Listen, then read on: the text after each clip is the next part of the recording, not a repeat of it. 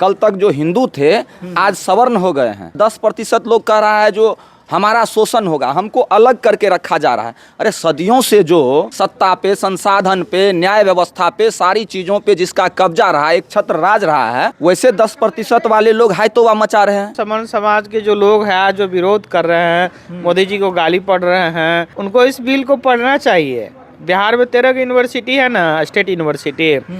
कितने के vice chancellor हैं ओबीसी समाज से? मंडन कमीशन लागू करने वाले बीपी सिंह जी थे, अपर कास्ट के लोग थे। क्या कभी इन लोगों ने बीपी सिंह को सम्मान दिया है? कभी अपना माना है इन लोगों ने? आज करनी सेना का लोग, सवर्ण समुदाय का जो एक वर्ग है वह करनी सेना चलाता है। वह कह रहा है जो भाजपा के कार्यकर्ता को हम दौरा दौरा के मारेंगे अगर यह बिल वापस नहीं लिया गया। जिस दौर को लालू जी ने खत्म किया उस दौर को इधर लाना चाह रहे हैं। और सवर्ण लोग जो हिंदू थे, जो सबको कहते थे पिछले चुनाव में बटेगा तो कटेगा, SC ST OBC सारे हिंदू है, एक हो जाओ, आज उसी बिल के खिलाफ में सड़कों पे नाच कर रहे हैं। UGC के नए नियम आने के बाद पूरे देश में जो है एक समाज जो है विरोध कर रहा है, तो वहीं SC ST OBC समाज जो है इसके सपोर्ट में है। लेकिन जिस तरह से उच्च शैक्षणिक संस्थानों में जो यह नियम लाई गई है, तब से जो है यह चर्चा का विषय बना हुआ है। लेकिन अभी हम पटना लॉ कॉलेज के छात्रावास में है और यहाँ पे छात्रावास में रहने वाले लोग हैं।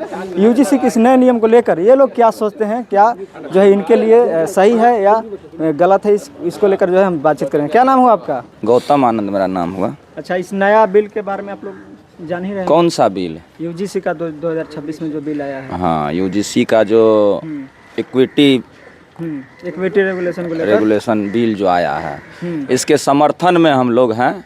लेकिन समर्थन में रहते हुए भी भाजपा का जो एजेंडा रहा है इस देश में, उस एजेंडे से सावधान रहने की ज़रूरत है। SC ST OBC वर्ग के लोगों को, माइनॉरिटी के लोगों को, यह जो दिखा के करता है उसके पीछे और भी कुछ एजेंडा होता है। और सवर्ण लोग जो हिंदू थे, जो सबको कहते थे पिछले चुनाव में बटेगा तो कटेगा, SC ST OBC सारे हिंदू है, एक हो जाओ, आज उसी बिल के खिलाफ में सड़कों पे नाच कर रहे हैं। तो SC ST OBC वर्ग के लोगों को समझना चाहिए, जो फर्जी हिंदू बने हुए जो लोग थे वह आज हमारे ही खिलाफ आकर के बोल रहे हैं। दूसरी बात, यह बिल का जो प्रावधान है वह सही है।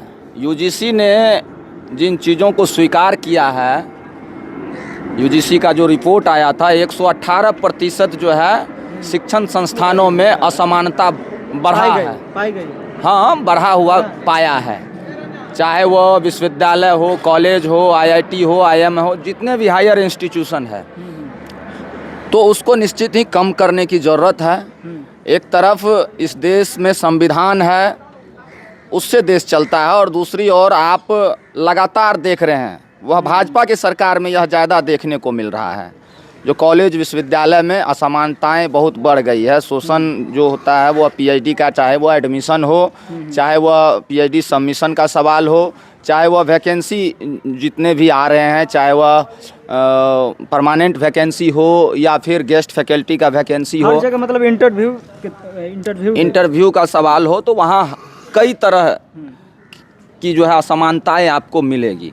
आज दिल्ली विश्वविद्यालय हो या JNU हो या इलाहाबाद विश्वविद्यालय हो या फिर BHU हो, वहाँ जो बहाली विश्वविद्यालय की ओर से की जाती है, सीधा उसका लिस्ट जो है RSS और संघ के शाखा से निकल करके जाता है और वहाँ उसकी ज्वाइनिंग होती है। वह एक वर्ग विशेष के लोगों का वहाँ ज्वाइनिंग होता है। अभी 45 सेंट्रल यूनिवर्सिटी में 80% जो VC है वह अपर कास्ट के हैं। और यह बिल जो है, इस बिल का जो कमिटी जो गठित होगा विश्वविद्यालय और कॉलेज में, उसका जो चेयरमैन होगा वह इंस्टीट्यूशन का जो हेड है वही होगा। तो नियम लागू होगा ऐसे में? वही तो जो हाय तौबा मचा रहे हैं समर्थन में और हाय तौबा मचा रहे हैं विरोध में, उसको तो यह सोचना चाहिए। जब इंस्टीट्यूशन में 80% जो उसके हेड हैं, VC हैं, प्रिंसिपल है, वह आपके लोग ही नहीं है और उस कमिटी का हेड वही होगा। जो उस इंस्टीट्यूशन का हेड है, तो आपको कहाँ से न्याय मिलेगा। इसलिए इस बिल से बहुत खुश होने की भी ज़रूरत नहीं है, लेकिन विरोधियों को पहचानने की ज़रूरत है।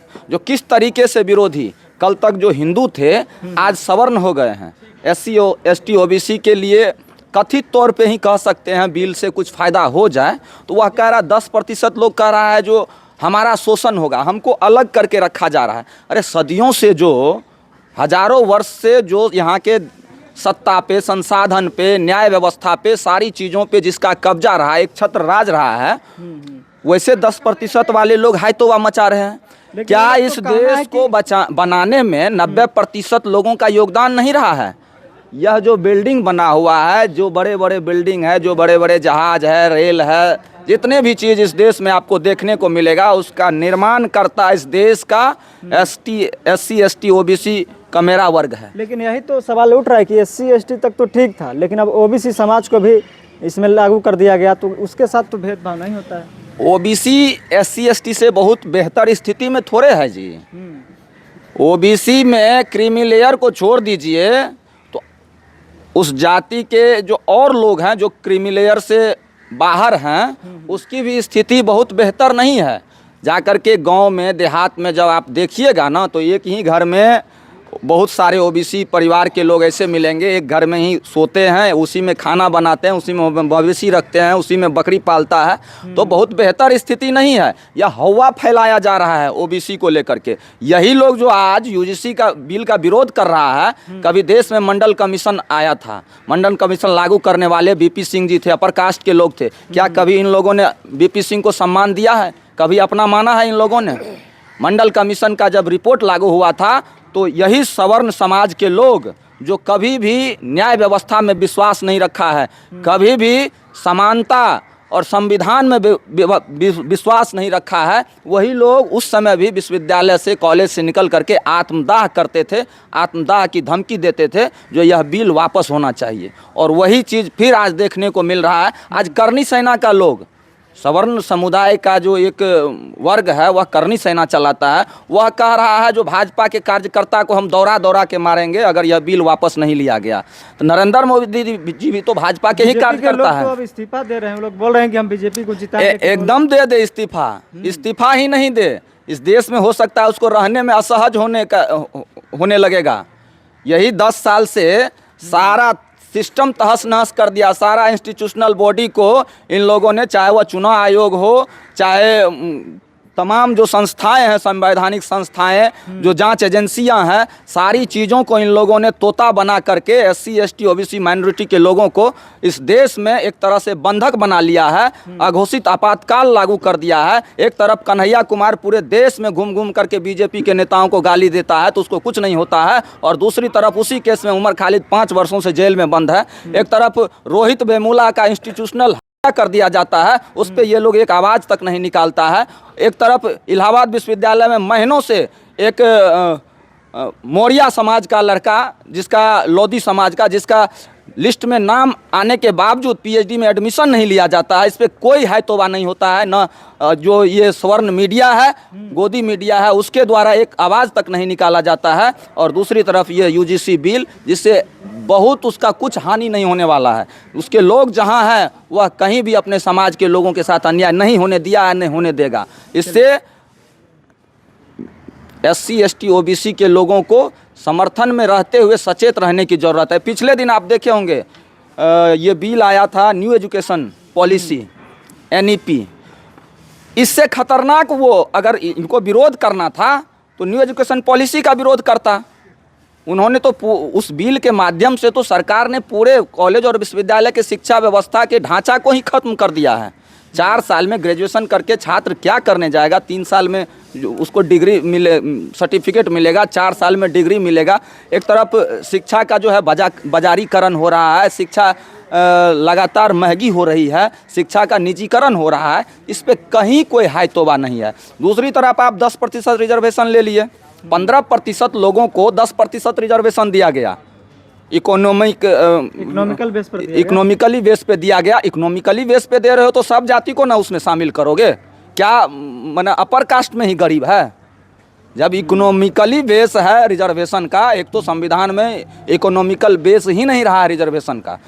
आरक्षण इसीलिए आया था इस देश में जो रिप्रेजेंटेशन के सवाल पे, रिप्रेजेंटेशन की जो कमी है, गरीब वंचित तबके के लोग जो न्यायपालिका में या अन्य संस्थाओं में, शिक्षा में, रोजगार में नहीं है, उसके रिप्रेजेंटेशन को वहाँ बढ़ाना है, समानता लानी है। और ये रिजर्वेशन को इन लोगों ने इकोनॉमिकली बेस पे ला करके और सारे चीज़ों को तहस नहस कर दिया। अरे भाई, जाति जनगणना करवा लो, जिसकी जितनी जनसंख्या है उसको उतना हिस्सेदारी दे दो। कोई है तो बा मचाने की जरूरत नहीं है। तुम 10% रिजर्वेशन मत लो, 15 ले लो, लेकिन 85% जिसका हक बनता है उसको दे दो। आप बिल का पूरा समर्थन करते हैं। आप कौन से समाज से आते हैं, थोड़ा ये हम पूरा सब लोग, हम लोग ओबीसी समाज के लोग हैं। यहाँ ओबीसी समाज के लोग समर्थन कर रहे हैं। हाँ, SC ST सारे लोग, सारे आप लोग भी बोलिए। लीजिए इस सब से। क्या नाम हुआ आपका? मेरा नाम नीरज हुआ। कितना दिन से लॉ कॉलेज में आप रह रहे हैं, पढ़ाई कर रहे हैं? हम लोग तो 4 साल हो गया है, 4-5 साल हो गया है यहाँ पे। तो इस नया बिल को लेकर आप लोग क्या सोचते हैं? देखिए, बिल आया है, अच्छी बात है। शिक्षण संस्थानों में ऐसी बिल की मतलब ज़रूरत भी थी, लेकिन जिस प्रकार से बिल का मतलब एक जो उसका फॉर्मेट है, उनके जो मेंबर्स हैं उनके तो सारे मतलब, जैसे किसी भी विश्वविद्यालय में अगर ये कमेटी बनेगी, यूजीसी इक्विटी कमेटी, तो उनका जो चेयरपर्सन होगा वाइस चांसलर होगा। अच्छा। है ना। देश में 45 सेंट्रल यूनिवर्सिटी है जिसमें मतलब 4% ही मतलब ओबीसी प्रोफेसर्स हैं। जब प्रोफेसर 4% है तो स्टूडेंट कितना होगा आप समझ रहे हैं। पटना विश्वविद्यालय ले लीजिए, इसके वाइस चांसलर जो है नमिता सिंह है। मतलब सभी लोग अपर कास्ट के होंगे। तमाम मतलब इस बिल अच्छी है। बिल की मतलब एक नहीं होता है जो सारी बातें अच्छी है, लेकिन डिसीजन मेकर जो है वही लोग है। ये यहाँ तक कैसे न्याय होगा आप बताइए। तो हमारा मांग है जो यूजीसी इक्विटी बिल में क्या कहते हैं, जो उस कमेटी में ओबीसी समुदाय के छात्र को भी शामिल किया जाए और उस कम्युनिटी के ओबीसी कम्युनिटी के प्रोफेसर को भी शामिल किया जाए। तभी आप मतलब तभी समानता हो तभी रोक पाएंगे आप इस चीज़ों को। आज देखिए पटना विश्वविद्यालय तमाम चीज़ों में भेदभाव होता है। यहाँ पे भेदभाव होता है पटना विश्वविद्यालय। हाँ, क्यों नहीं। आपको मतलब क्या बोलते हैं, मार्क्स नहीं मिलेंगे अच्छे। मतलब रिटेन में जो भी है, और आप अगर ओबीसी समाज से प्रोफेसर है तो उसको एक कलर की तरह ट्रीट करना। अच्छा, तुम ये लाओ। जांच के समय देखा जाता है कि कौन सा कैटेगरी का है उसके। हाँ, सारे चीज़ यहाँ से इंस्टीट्यूशन में तो चल ही रहा है। नहीं अगर चला होता आज तो सबकी हिस्सेदारी बराबर होती ना। हाँ, मुझे लगता है जो समन समाज के जो लोग हैं जो विरोध कर रहे हैं, मोदी जी को गाली पढ़ रहे हैं, उनको इस बिल को पढ़ना चाहिए। बिहार में 13 यूनिवर्सिटी है ना, स्टेट यूनिवर्सिटी। कितने के वाइस चांसलर हैं ओबीसी समाज से। अच्छा, इस बिल को लेकर कहा जा रहा है कि सरकार जो है समानता लाने के आधार पर अब सामाजिक विभाजन कर रही है। SC ST OBC और जनरल वालों को कॉलेज लेवल से ही बांटने का काम कर रही है। ऐसा कहने वाले को बताना चाहिए कि रोहित वेमुला की जो हुई थी वहाँ समानता थी।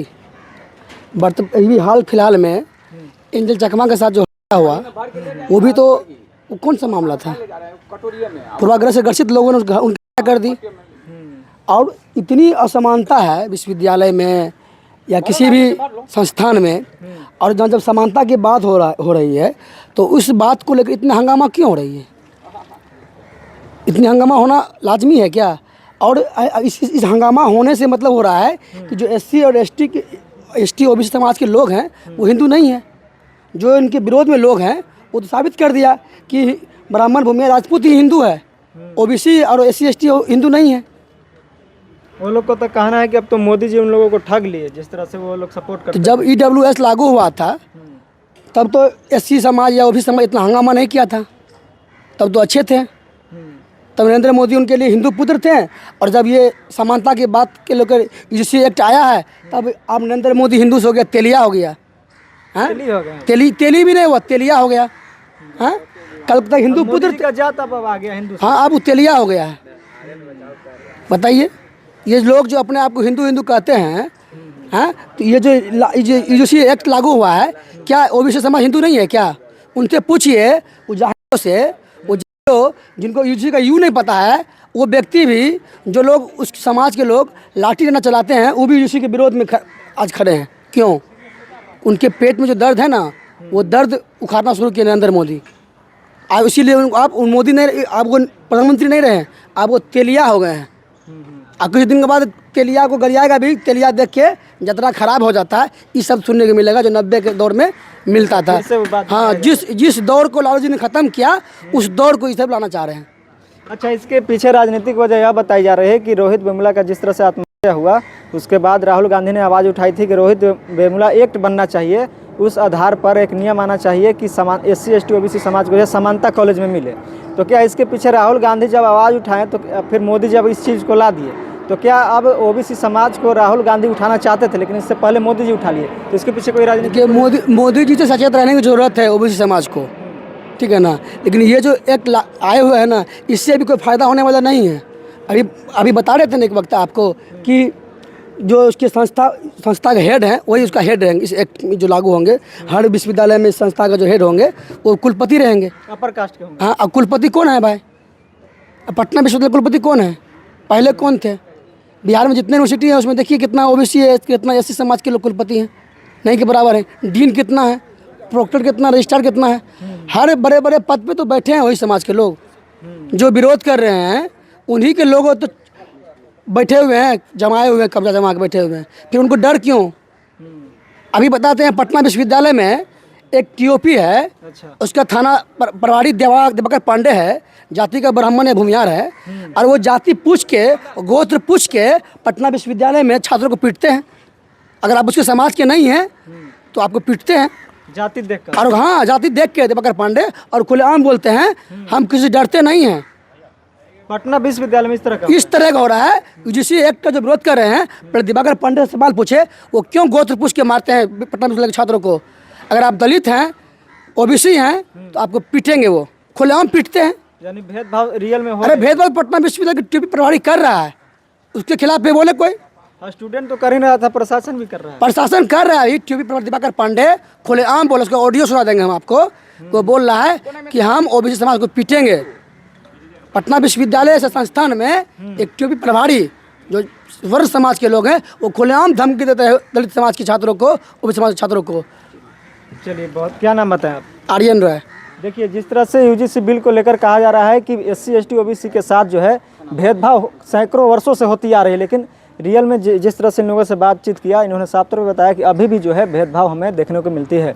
कई लोगों से हमने बातचीत की, और पटना लॉ कॉलेज के छात्रावास के जो स्टूडेंट थे इनसे हम बातचीत की UGC बिल को लेकर कि UGC बिल को ये लोग सपोर्ट करते हैं या इसके विरोध में हैं। लेकिन इन्होंने साफ तौर पर बताया कि UGC बिल जो है हमारे लिए लाभदायी हो सकती है, लेकिन अब उसे अपने स्तर पर लागू कराने के लिए जो अपर कास्ट के लोग बैठे हुए हैं, अब इस चीज़ को लेकर ये लोग चिंता बता रहे हैं कि ये बिल को लागू कराई जाएगी कि नहीं चलेगी। फिलहाल अब इन लोगों के बातों पर आपकी क्या राय है, कमेंट कीजिए और देखते रहिए द एक्टिविस्ट।